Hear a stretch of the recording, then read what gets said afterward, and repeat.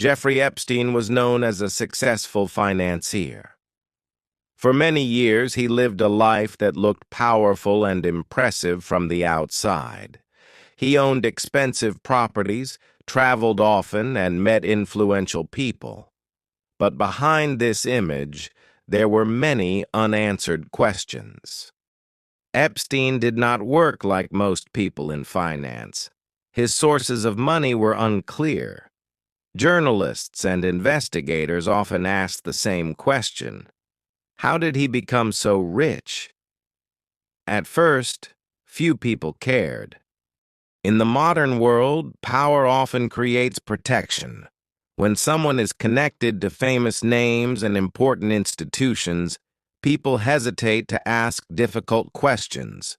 Epstein understood this very well.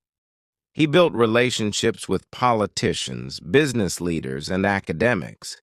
These connections gave him access, trust, and silence. When rumors appeared, they were often ignored or minimized. This is an important lesson in understanding how influence works. Years later, investigations began to grow.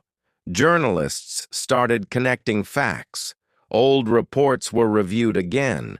Witnesses spoke about uncomfortable experiences, but without graphic details, the focus stayed on patterns and systems. The story was no longer about one person. It was about how institutions respond to power. Some media organizations failed to act quickly. Some authorities delayed action. Mistakes were made, and silence lasted longer than it should have. Epstein was arrested as part of a federal investigation. The case drew international attention. People were not only asking what happened, but how it was allowed to happen for so long. Before a trial could be completed, Epstein died in custody. Official reports called it a suicide, but public trust was already damaged. Many questions remained unanswered. The story did not end there.